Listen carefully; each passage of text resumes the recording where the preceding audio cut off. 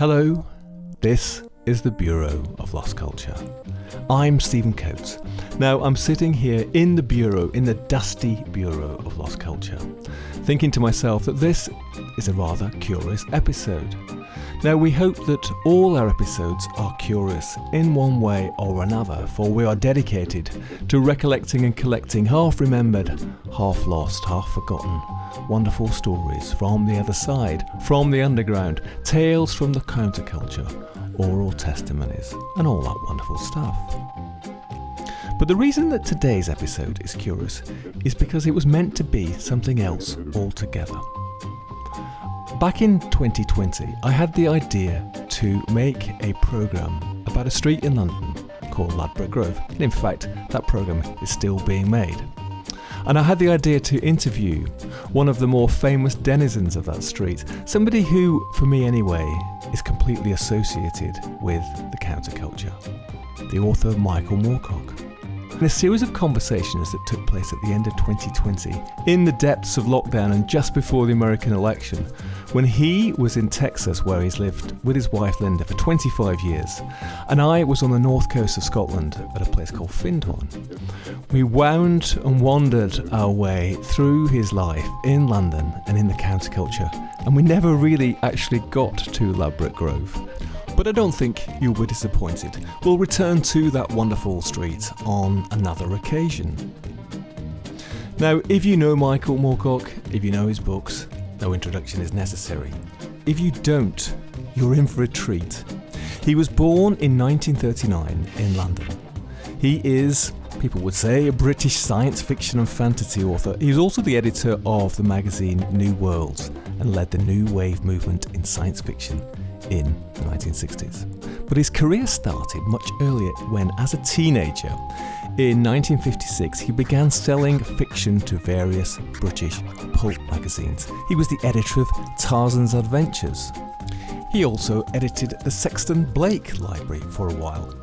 New Worlds magazine, you could call it the countercultural publication of science fiction in Britain in the 1960s, gave space to people like William Burroughs, G Ballard, Brian Aldiss, Thomas Ditch, and covered subjects like psychedelic drugs and sexuality that had previously been taboo in the genre. Michael went on to write over 100 books. I think he's lost count actually. He's won awards all the way down the years. He's also played with the band Hawkwind and his own band Deep Fix.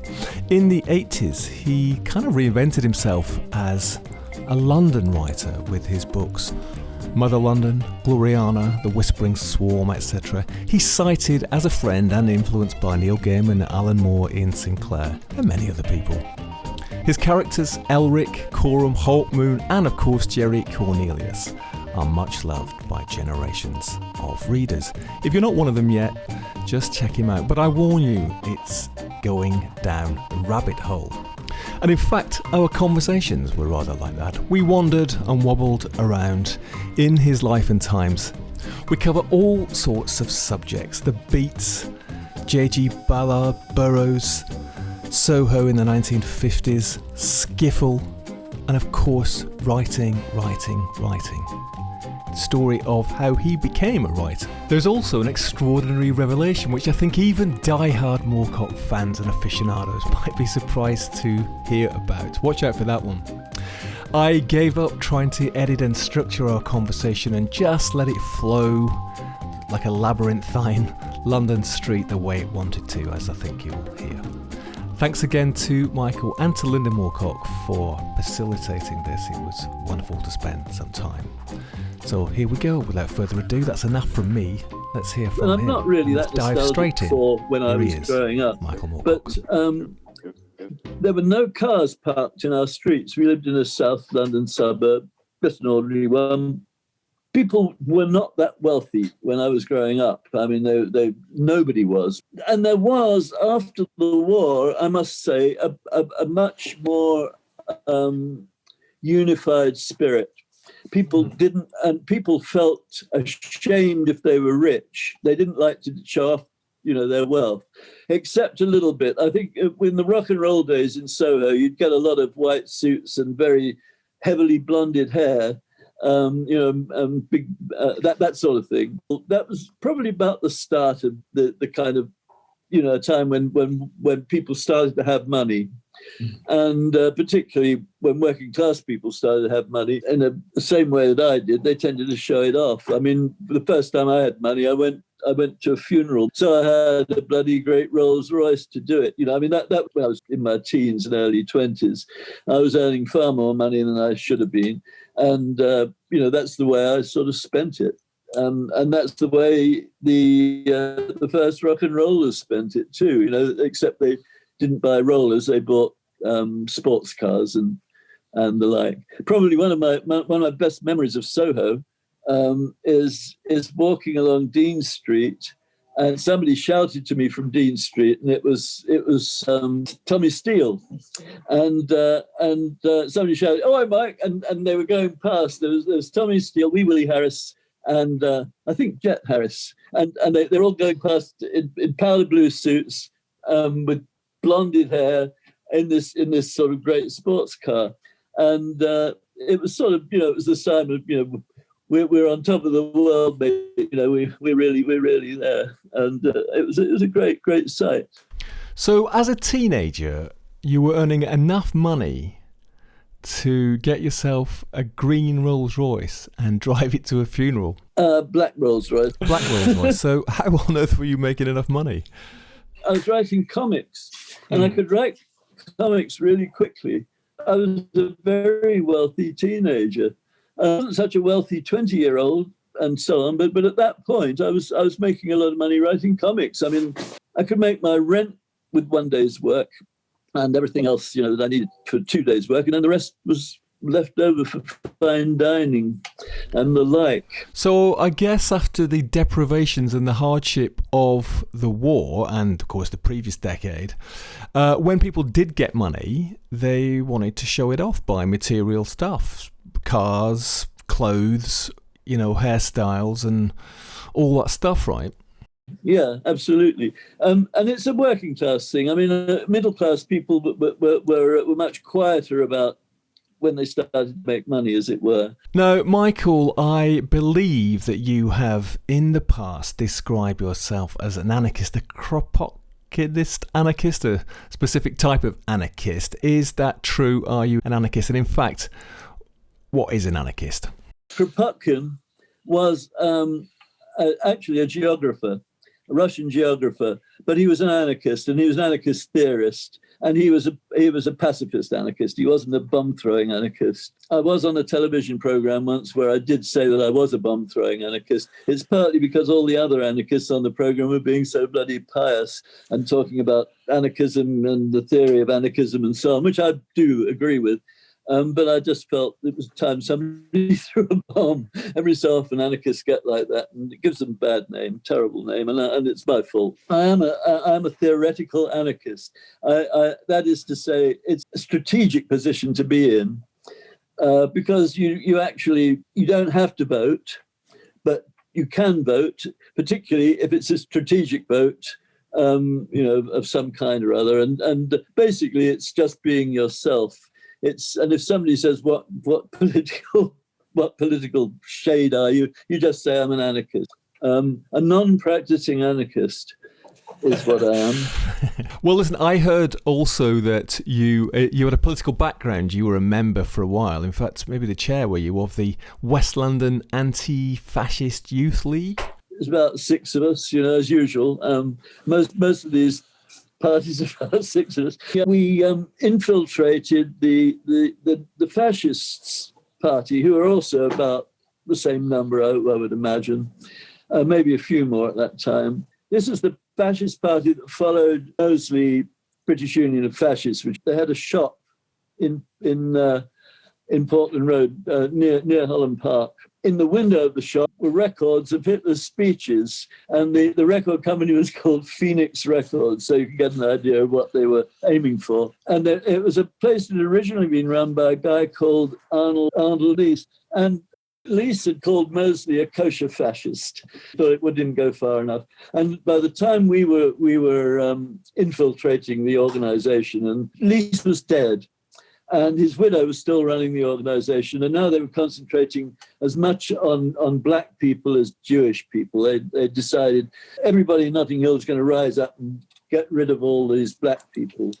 As it turned out, I think Mosley stood for Notting Hill in, I think it was 59, and got something like 12 votes. It was ridiculous. The whole thing was ridiculous. They were just, they went on voting for Conservatives and Labour while the fascists and anti-fascists fought their own little battle. It's fairly normal. But it was nice because Mrs. Leese, Arnold Leese's widow, was a sweet old lady of the sort you usually see on, Sunday night television, saying, sitting there and asking if you wanted another tea cake or whether you want another cup of tea, and you're all sitting around the table while she discussed all these things. We've really got to get rid of the blacks, dear. We've really got to make sure they're all, have to send them to camps, I'm afraid. Did you want another cup, dear?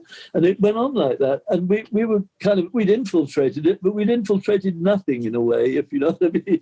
So that's the most interesting part of our activities. Most of the rest were just normally going around the neighbourhood, putting up posters and tearing down other people's posters. Let's return to that and to West London a bit later, but I wanted to sort of back up the truck and go back down south to Norbury, when you were born and just before the war started. And I wanted to read you something from London Bone, and this is from the piece called The Child's Christmas in the Blitz.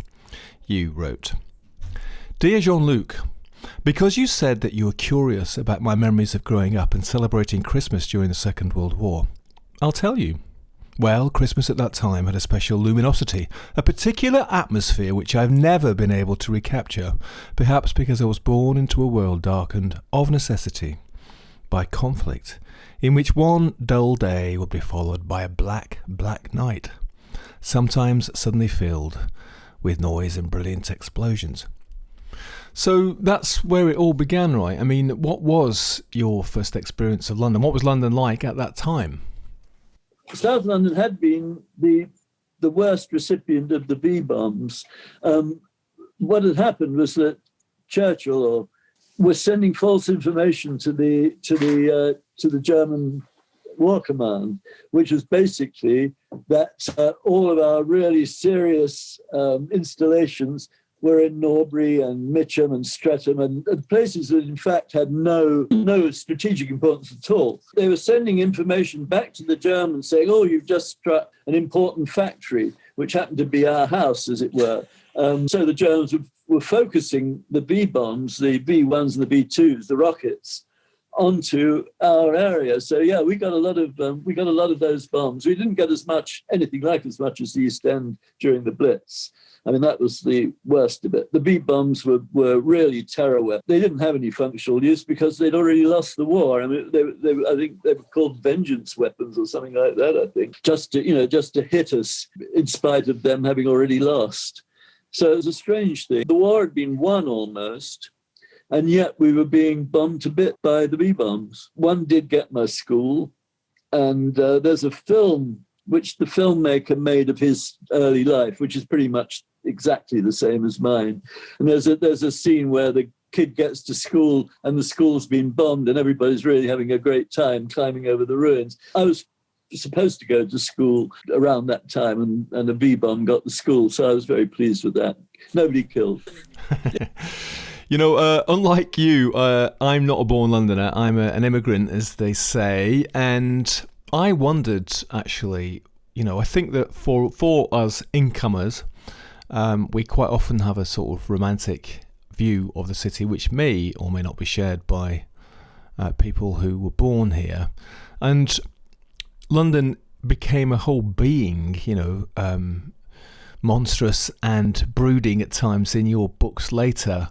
Was that what it was like when you were a kid, though? I mean, or was it just, this is the world the way it is? No, I didn't have a sense of it as being big and brooding, because I was living in a southern suburb anyway, so I wasn't living in the centre. It took I think it's 6 miles to the centre from Norbury, and it took about 20 minutes on the train to get into the centre of London. So I knew I was a Londoner, but we also had woods. We had 2 woods near us. We were very much on the edge. But I could get it. So I had all the pleasures of the countryside, if you like, and I could get into London in 20 minutes into Westminster or wherever. It probably gave me a great sense of possibility, because my relatives were all oddly employed in around London as well, in different kind of things, very different things. Yeah, I mean, didn't you say that one of your relatives worked at the dog track in Wimbledon, and another one worked in Downing Street, the home of the Prime Minister? One worked in Downing Street, and one of my cousins worked for the Foreign Office. My mother always told me that his father bred dogs in somewhere in South East London, and that was how he was a dog breeder. It turned out that he ran the bacon and cheese counter at the local co-op for his entire life, apparently, according to my cousin Len. That's the way family legends grow. They go up and down. I mean, it's strange, because when I used to go to Downing Street to visit my uncle who worked for Churchill, he lived there.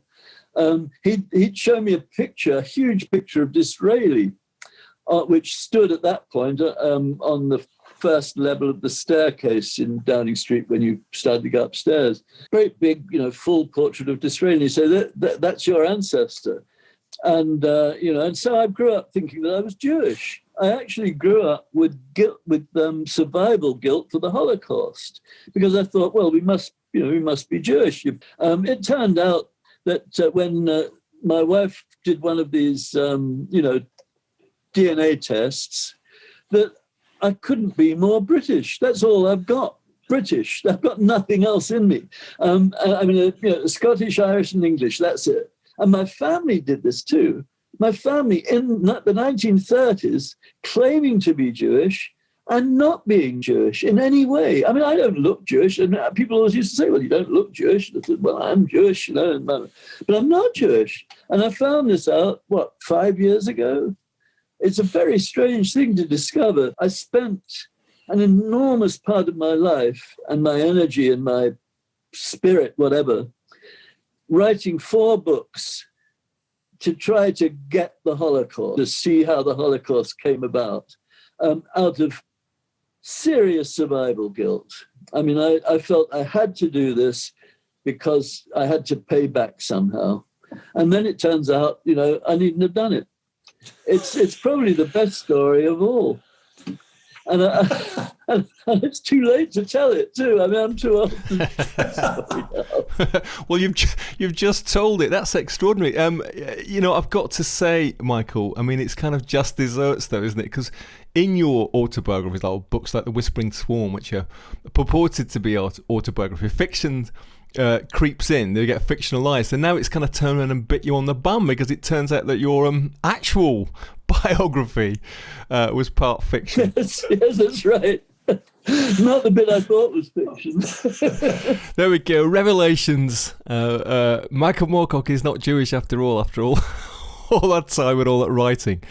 Well, listen, the actual Moorcock Jr., I mean, that's fairly extraordinary. I mean, you might have grown up in an ordinary suburban house in South London, but unlike most other South London suburban teenagers, you started writing various fanzines and comics and stuff. And as you've said, by the time you were a sort of late teenager, you were pretty rich by teenage standards and living the life rather. So just tell us about that first part of the journey that got you from suburban Norbury to teen superstar Moorcock.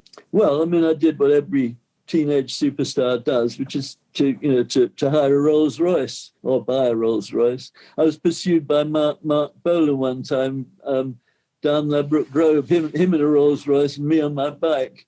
I didn't like Mark Bolan. I didn't want to speak to him. So, and he was shouting out after me. And eventually the Rolls Royce mounted the curb as I mounted the curb on my bike to try and get away from the bugger. But anyway, that's not the story you asked. I left school at 15 The idea was that I was going to do evening classes or something. I just wanted to get away from school, and I said I'd do anything to get out of school.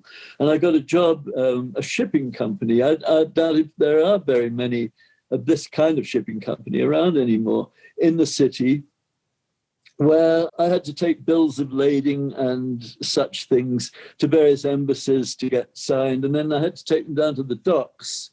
So I was moving between the West End and the East End all the time at that point, to the Pool of London, back to the Kensington embassies and that sort of thing. So I was having quite a lot of experience that I hadn't had as a boy. And the streets were still in the city demolished. I mean, you frequently walk between huge mounds of rubble. So I saw a lot of the city when it was still blitzed. It had a strange atmosphere because you could see the 18th century city better than you could see the 19th century city. The 19th century city, of course, had been bombed.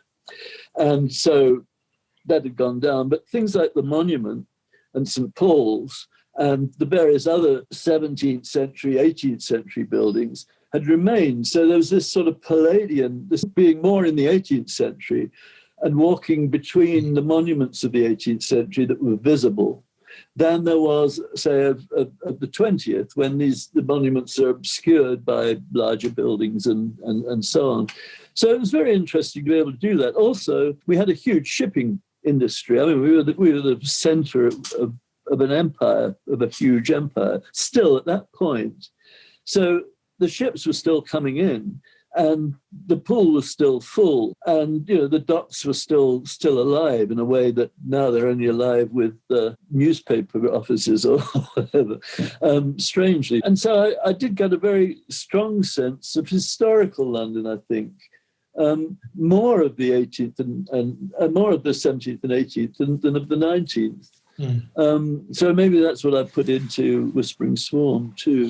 You've talked before about how that idea of London as a being, rather than just as a sort of place or a conurbation, which started off with Daniel Defoe and then with Dickens, grew into a thing for you too. So when you were making those journeys across the city, west to east, through those streets where, the previous Londons, the layers of London were peeping through the war damage and the subsequent demolition and stuff, is that when that started to take shape for you, London as being? Yes, it was definitely that, because they weren't peeping through, they were dominating. These are monuments that had dominated until the 19th, 20th centuries. So they were dominant at that point, before the rebuilding started. So in a sense, you had a clearer idea of the 18th century than you did of the 19th, although you had a very strong sense of the 19th in the parts of the city that were still strangely unbombed. One side would be bombed, the other side would be pristine. That's what bombing does, like fires. It's the same thing. It just leaves these strange anomalies. And those anomalies, they started to infiltrate through your work. Because, I mean, you had been writing, fantasy fiction largely in the early 60s, set in other worlds. But now, with Cornelius, etc., it started to take root in the city. By the time I was in my early 20s, my ambition was to produce a sense of the city that had the same sense of myth that I'd written about in the early Elric stories. I felt that the Elric stories were all right, but they didn't relate to the present time. They're very frustrating. You can't write a sword and sorcery story about some modern event. And it's frustrating when there's all this modern stuff going on and you haven't got a technique to deal with it. So the first thing I did was, it was early 65, I wrote a novel called The Final Program, which was the first Jerry Cornelius novel, in an attempt to try to start dealing with the mythology of London and the mythological creatures of London, if you like, rather than turning all this into maybe a fun story, but with limitations. places you couldn't go to with it. I was looking for a technique that would take me wherever I wanted to go. So Cornelius, I mean, he changes, doesn't he, from being this kind of very upmarket sort of swinging 60s spy kind of, but as it goes on, you sort of start to locate him with a more humble past, don't you? And he had the humble past all along. But he also had the posh past. His father was the posh scientist who we don't really ever meet, and his mother was Mrs. Cornelius, who we meet a lot, and who is, as I once said, an idealized version of the mother I never had. She really is. I love Mrs. Cornelius. She's my favorite character in all of my books. And so, yeah, and I mean, don't forget his mother also claimed to have had it off with Trotsky and various other famous figures of the past. So you can't be absolutely sure that his father was even a scientist. I hope you can't be absolutely sure. And what about the rumor that Cornelius owns Derry and Tom's, the sort of groovy London department store in Kensington, is with the roof garden? Is that true? No, he doesn't. No, I'm afraid not. If he owned Derry and Tom's, it would be a much nicer place. No, he doesn't own anything. I mean, being an anarchist, how could he? No. He may know a few people who do own a few things. That's probably the closest he gets. Like me, really, I know a lot of people who own a lot of things. I just don't know a lot of things. Well, so Michael, we're wending our way sort of slowly west towards Ladbroke Grove, but way before we get there, so you've got this job, which means that you can wander around this layered London, which is kind of prompting your imagination, but you were also writing at the same time. I mean, tell us how that was working. Yes, and that was the thing about it. I mean, I was on my own for most of the time. I was traveling between places or sitting around waiting for somebody to stamp something or whatever.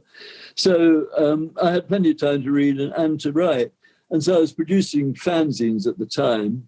I eventually left that job because it was a nightmare. That's why I left it. There were something like 24 people working in a small room as the firm's expanding, but it didn't expand its premises, and the heat was getting appalling. I mean, it was an old Victorian building above a warehouse, a coffee warehouse, a great smell, which actually counted the smell of Billingsgate, which was also very close to us. So we had fish and coffee. And I left that job to get a job at Harold Whitehead and Partners, who were in Torres Street and St. James's Park. It was a totally different job. I mean, they were management consultants, so they already had a sense of how things could be. That was their job, to go into a firm and see what was wrong, see what could work, and give a recommendation. They almost immediately promoted me to junior consultant. I think they didn't have any junior consultants, but they sort of liked the cut of my jib. I think it was very much that sort of thing. The boss liked me, everybody liked me except one woman who really disliked me, but then everybody else hated her. So I was all right. And they were all trying to find me something I should do because they saw, here I was a bright young chap, writing. And so they let me use their reproduction machines, which in those days were not Xeroxes, but Ronios, which ran on a sort of ink and paper system. And I started turning out enormous numbers of fanzines, and they were getting better and better quality because I had better quality printing means. I was getting good artists and, people from the science fiction community, which was very small. So people who worked in the professional science fiction world also worked in the fanzine world. So I had I was great. So I could send this fanzine off and pretty sure of getting an interview from somebody because they looked a lot more professional than most did. And so I got an interview with the editor of a magazine called Tarzan Adventures because one of my enthusiasms was Edgar Rice Burroughs, the author of Tarzan. And I thought, well, we'll have an article about him in it. So I did the interview. I was totally disappointed in the man and said so. I said, he's a crap editor and he didn't do this, he didn't do that, and so on. And I was very disappointed. Sent him a copy, of course, whereupon he wrote me a note saying I would never work in Fleet Street, which was actually odd, because I went on to work in Fleet Street, whereas he was never heard of again. But that's another story too. And then I got a note from his assistant saying, if you'd like to come and work for us and be assistant editor of Tarzan Adventures, we'd love to have you aboard, because everybody also had hated this man, which I didn't know, and had thoroughly enjoyed the article that I'd written. It's always good to know these things, you know. There's always somebody, if they don't like you, there's always somebody who does like you. So, I mean, there's a bit of a lesson there, isn't it, then? So that's it. So just say it how it is, tell the truth, and that'll do the work for you. At least when you're young. Probably it's a bit harder when you get older, but it's a very good thing to do when you're young. People will allow you to do it, you know, because he's young. So I got this job on Tarzan Adventures, and Alistair, Alistair Graham, the editor, had only been planning to stay there another 6 months, because he was going to go off to Spain and play his banjo. I mean, he was in a folk group. And we were in a skiffle group together after a little while. After 6 months, Alistair left and I became editor. And thus I became the youngest editor in Fleet Street. Not that I was in Fleet Street, but I was very near Fleet Street. After that, I just sort of carried on from there. I was too young to be a part of the committee of the union. I was active in the NUJ, but I couldn't be on the committee because I was still under 21. And there's a whole thing whereby you had to have 5 years experience or be over 21. Anyway, as soon as I was about to get fired from Fleetway, luckily my 21st birthday came up and they bunged me on the committee. I kept my job until I didn't want it anymore. I want to know what the young Moorcock looked like, because I think I've read this description of you wearing with green carnations and red crushed velvet trousers, and is that it? Were you this kind of flamboyant creature parading through the city? I had an Oscar Wilde period. I bought myself a strange broad-brimmed hat, which I think had been meant to be a Stetson, but it was for sale in a hat shop, and a coat that looked as close to an Edwardian coat as I could find. In those days, there was very little. There's nothing like the kind of amount of different kinds of clothing you can buy now in retail shops. You had to either modify it or be a teddy boy, I suppose. I felt that I looked too healthy, so I would put white talcum powder all over me to make me look more pale. and interesting, because I felt healthy people, you couldn't really be an aesthete and look as robust as I did. I just looked too healthy for the part. Anyway, I wore that for a while until my mates laughed me out of it. I mean, I had enough people telling me what an idiot I looked and so forth for me to stop it eventually. But for a while, I was a late 19th century aesthete. Getting on the bus in Norbury is a late 19th century aesthete. Absolutely, I got on the bus in Norbury dressed like that. And then if I was on top of the bus, I'd have a migraine attack, whereupon I'd be violently sick, so it ruined the entire image. I was quite good at making images for myself, but I was also terrible at keeping the image. I'd just lose it. I told kids at school that I was Mowgli, and that I was raised by wolves in the jungle, because it was a Steiner school and Kipling wasn't thought very highly of there, and so nobody knew about Kipling except me. So I told him all this, and then, of course, I was forced to climb a tree to prove it, and got stuck up the tree and couldn't get down. And the kids were saying, well, come on, Mowgli, how'd you get down? And it rather ruined my... Oh, it sounds quite formative. All right, so there you are. You get on the bus from Norbury in your splendour, and then you get to the office. Hang your floppy hat up on a hook, and then get down to work pounding out the literature, right? Oh, I'm not pounding out anything. No. The minute we get to work, we start playing poker dice, which was the big thing at the time. No. There was no pounding at Fleetway in those days. We were heavily unionised, a great thing, and we had nothing to do until we had about 2 hours work a week. So we tended to spread the we did all our typing work was done at home because that was freelance and you got paid for it as a freelance. Fleetway's method was to pay you the basic union minimum. You got the union minimum, and you're expected to make up that minimum by writing for another periodical, not your own. You weren't allowed to write for your own, which was silly because we were all in the same offices. You know, we were all mixed up together anyway. There's some terrible, I mean, really bad crookery going on there. I mean, you could steal from Fleetway. It was so easy. I didn't ever once, never once, except pencils and stuff like that. But you could steal by cooking the pay sheets. You could make a fortune, and one man did. He died of a very unhappy illness. But before he died, he'd bought half of Clapham with the money he'd made from his various scams at Fleetway. It was how you filled out the pay sheet, basically, and that's how it worked. I discovered it, took it to my boss, who told me to shut up about it because it turned out my boss was also in on the scam. I was the only person who wasn't. So that was my discovery of shocking conspiracies and nasty business. I learned pretty early on that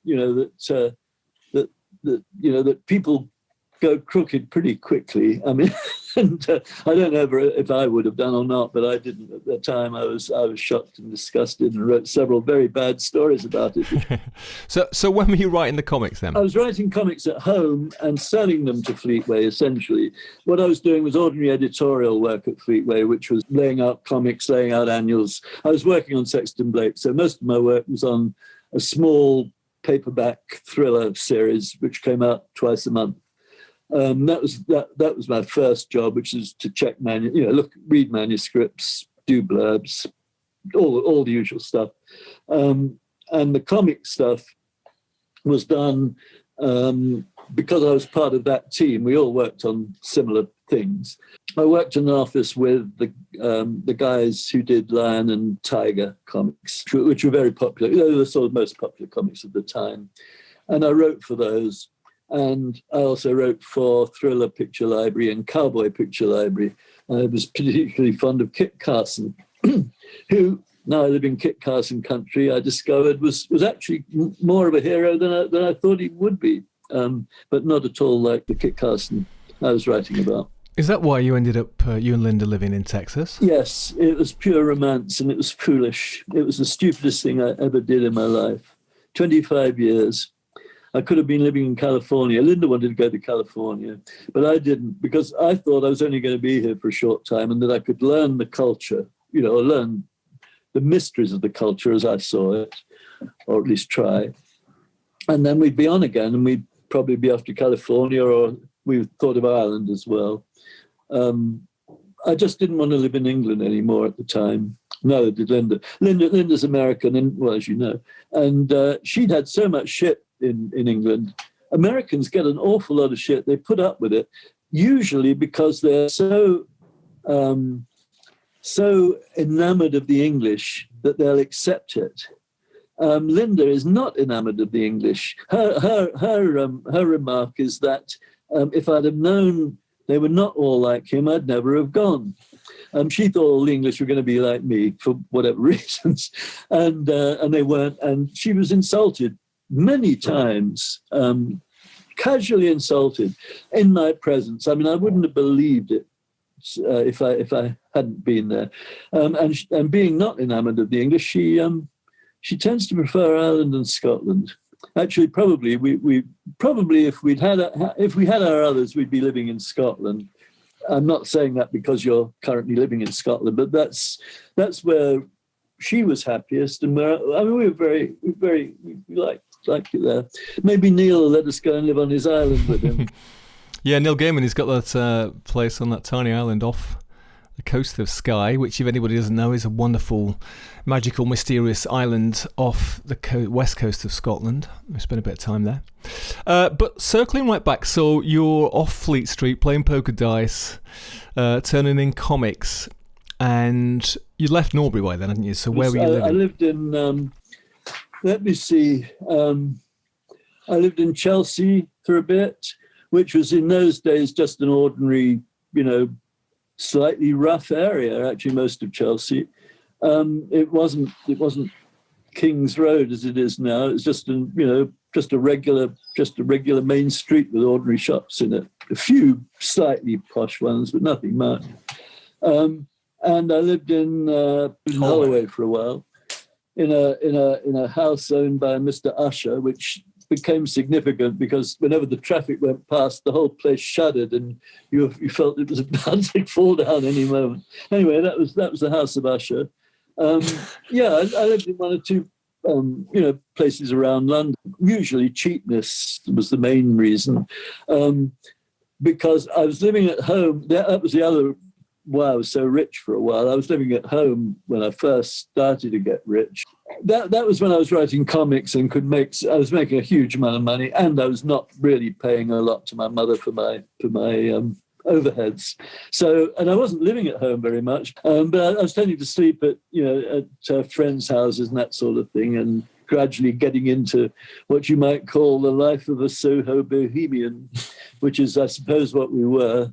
And again, there are about 8 of us. I mean, these days, it's almost impossible to give somebody an impression of how small the world was when I was growing up, and how few people there were who did what you did. I mean, you pretty much knew everybody. All the musicians knew everybody, or, perhaps casually, but everybody knew everybody in that sense. There just weren't that many of us. Right, and you're moving around the city, and things are starting to happen. Obviously, countercultural stuff starting to happen. And was music part of your life then, as it later became? I mean, were you listening to a lot of music? Yes, I really was. I was into blues, and I was into I suppose you'd call it American protest music. Woody Guthrie and Pete Seeger. I actually corresponded with both of them. Again, it's a small world. I wrote to Pete Seeger, he wrote back. I wrote to Woody Guthrie, he wrote back. I mean, it was a pretty small world, and so I had a good correspondence with them, and I learned a lot. Of course, there was an American magazine, I think, called Sing Out. There was one called Sing and one called Sing Out. I think Sing Out was the American one, and it was a folk magazine, and it had all the usual people in it of the day, and Dave Van Ronk, people like that. And of course, the early Dylan was coming up, who I dismissed on his first album because he sounded so much like Guthrie that I thought he was just another Guthrie imitator, as I was. So I knew the kind. When we were doing gigs, I really used to ruin gigs by doing long Woody Guthrie songs, the mining disasters and things of that kind, which weren't really, you couldn't really dance much to them. And that's what we've been hired for. So I'd start doing all these long Woody Guthrie songs.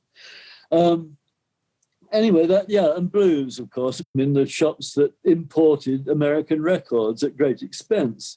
They cost you more than an English record would. And the one that we used was a shop called the Swing Shop in Streatham, which almost every blues musician I know knows the Swing Shop in Streatham, because it was run by a jazz guy who hated rock and roll. I mean, just hated it, but he had to sell it. So you'd have to go there and endure his sneers and contempt, because he's the only one who had these records, and buy your blues records or your rock and roll records. Very early, skiffler come rock and roller.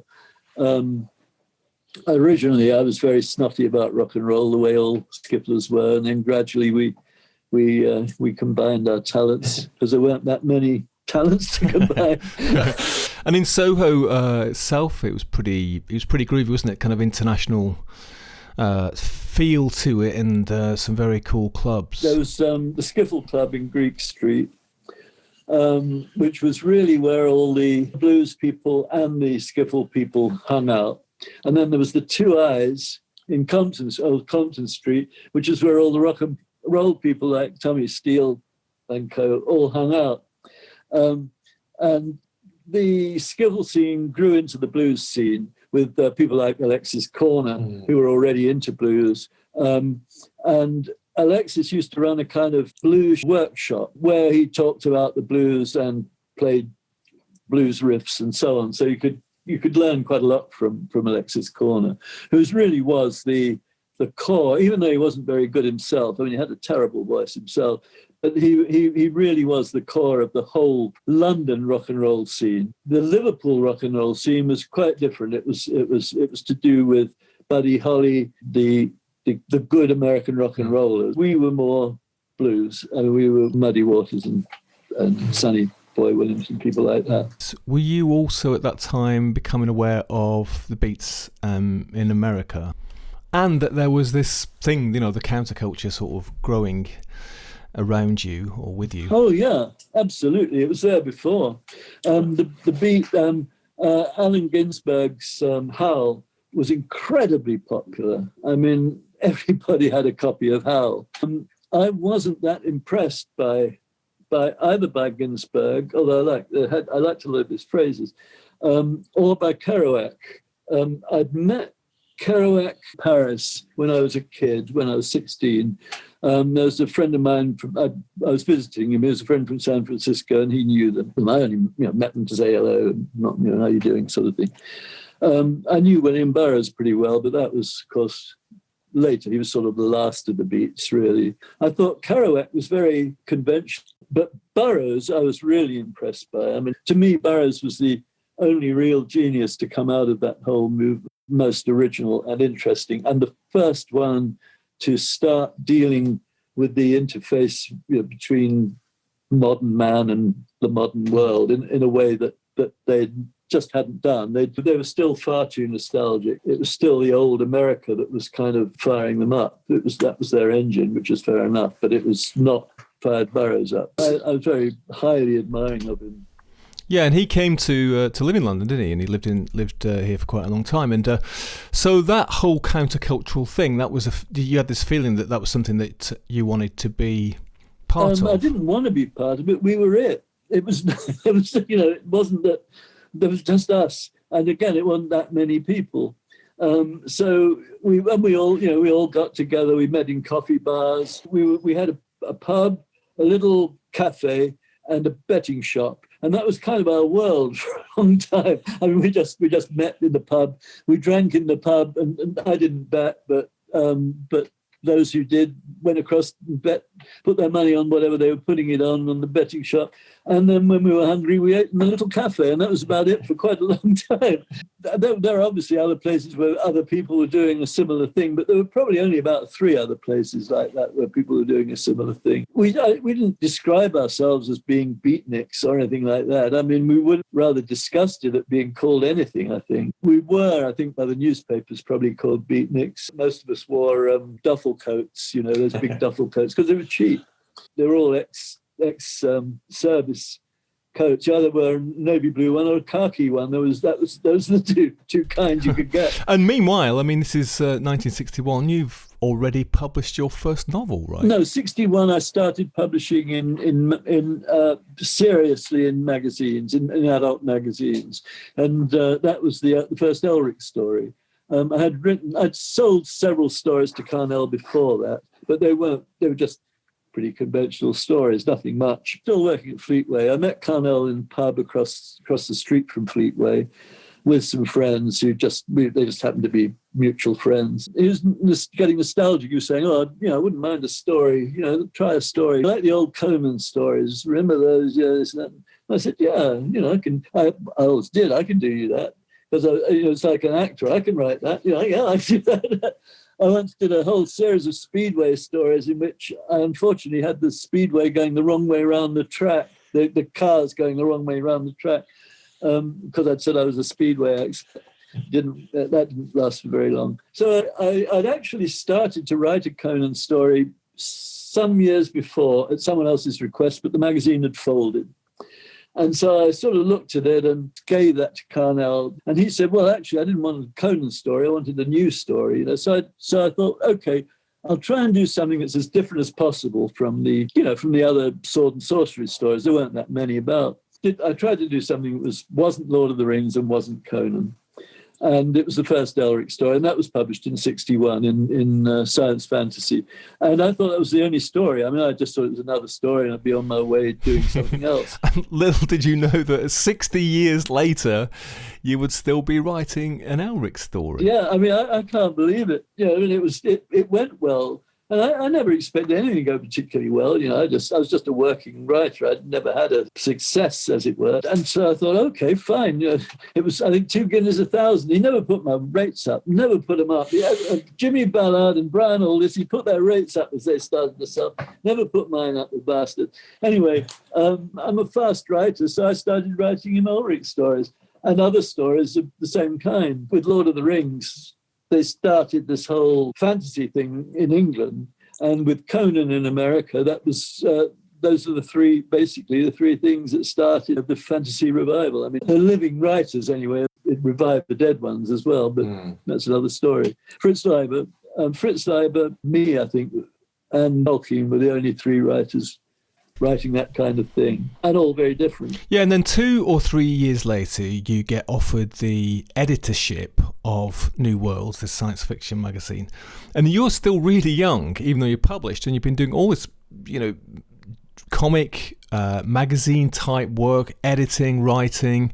So you've kind of got the craft down, but you get offered this editorship, you come in, and of course, you know, famously, you change it, and it's the start of this, you know, so-called new wave of British science fiction, you know, which brings in all sorts of other things that hadn't been traditionally going on in that genre. And, you know, so who was it? I mean, tell us about that time, you know, when you took over, and who was there with you and what you were doing.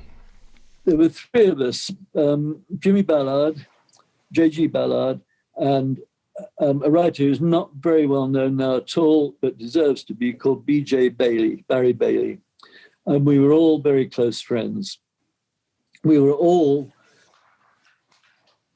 tired of science fiction. We'd all read it and we'd all written it, but we were just tired of the way it was going. It was we were tired of.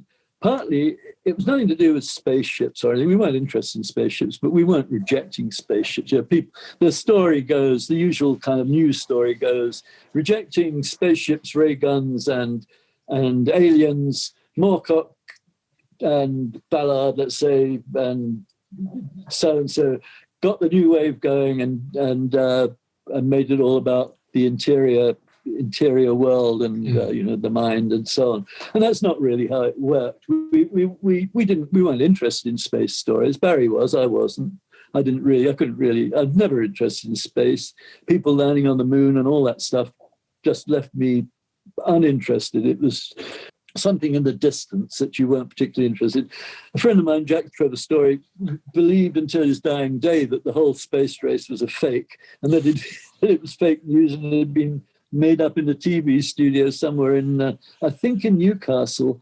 But anyway, that was Jack. What we looked for originally in science fiction, at least as adult readers, was the same kind of substance we got from a really good non-SF novel. And they just didn't exist. They didn't have enough references. They didn't radiate enough. They didn't spark off enough other ideas. You know, they weren't, I suppose, literary, and I don't like to use that word because I'm one of the people who made popular, as it were. You know, I mean, pop art and all that stuff went together. We were all part of the same people doing it. We were trying to interest the academic world in the merits of popular art, and we were trying to interest people who are interested in popular art in the merits of high art. We were just trying to bring them together. And it seemed to us that science fiction was the ideal place to produce that. For one thing, it didn't have very highly intelligent readers who we assumed were flexible enough to absorb this kind of fiction we want, and to read it and feedback and so on, because you can't do it in a vacuum. It was sheer frustration. The best of the writers were people like Kingsley Amis, who weren't that good. I mean, they were supposed to be, but they weren't. They didn't measure up in any way to the best writers with the most, going for. Bill Burroughs was one of them for sure. And we had one, as far as I was concerned at the time, and that was G Ballard, who at the time was just another science fiction writer, but who I could tell was much more than that, and felt was much more than that. I mean, we were close friends, but I suppose we were close friends precisely for that reason. I don't know. And so I tended to use Burroughs and Ballard as the kind of loads. And one of the reasons you like science fiction is because it has big ideas in it. It has a strong idea, or a good science fiction story have a strong idea that you can then do things with. You can turn it into a metaphor for the present day world, but you can also be writing about that particular idea and how people respond to it, what it does to people's minds, to society as a whole, how it affects them. All these things were kind of in science fiction, but only in little bits here and there, the occasional story. We wanted to produce stories and have people, expecting stories that were that good, that were as good as we could possibly make them as individuals. And the one thing that I wanted to do as well with the writers that I was coming into New Worlds were to keep them individual, not to have them writing genre stories, but having to write exactly how they wanted the story to go themselves, not how it should go according to genre. And there are a number of other ideas as well. When I started, I opened the doors of the magazine, Monday morning, opened the doors of the magazine, come in writers, lots of enthusiastic readers, here we are at last, we finally, doing something you really want. And we got nothing. And the writers complained, and the readers complained, and the writers didn't turn up. It took about a year of very careful editing to get both actually going. And luckily, I'd already worked on 2 magazines that had changed enormously, and their readerships had complained in both cases. One was Tarzan Adventures, and the other was Sexton Blake Library. But there had been radical changes within both of those. And I knew that if you could get the readers familiar with what they were complaining about, they would then start to distinguish between the things they were complaining about and start to say, well, that Ballard story was pretty good, but that Bailey story is pretty crappy, or whatever. They start to see something there rather than rejecting the whole thing. Music's exactly the same. People say, oh, I can't stand that rap. Oh, that rap's, God, oh man, that's not music. And then they listen to it and they say, well, maybe there's something. Oh, yeah, so it's and that's the way it goes. It's the way culture goes all the time. Then comes fashion, which of course destroys culture. Fashion takes culture and turns it into a commercial object, something you can flog to somebody for something, or make somebody, feel proud of owning, or whatever. And that's fashion. And fashion doesn't last. And unfortunately, fashion takes with it a lot of the good sometimes that the culture has delivered. It takes over punk. And so punk just becomes a fashion and nothing more. The things that the original punks were saying, which was exactly what the original hippies were saying, I mean, that's basically the original hippies and the original punks got together. I mean, they didn't, there was never really any rivalry between them. Just what happens, at least it's certainly been happening for the last couple of 100 years, within our culture as it is now. It's almost inevitable. It's happened to me several times, of course. I've been through several generations of fashion. You just have to keep your own mind and don't. Listener, I'm jumping in here to this conversation because we've run out of time. That wasn't the end of our conversation. In fact, talking to Michael went on for many more hours, and we are going to return to hear more of him, of his life and times in the counterculture and as a writer on a future occasion. But we're going to pause it there for today. Thank you to Michael and to Linda Moorcock for spending that time. It was like being with a sort of rather wise, witty, curious grandfather for me. I hope you enjoyed it too, and thank you for listening. And you can check out all our programmes at bureauoflostculture.com. You can send us an email if you like it, bureauoflostculture@gmail.com. and let us know the guests that you might like to hear from, or any other thoughts. Do leave us a review if you listen to this via any of the major podcasters, and come back next time for more tales from the counterculture, more tales from the underground and beyond. This is the Bureau of Lost Culture. I was Stephen Coates.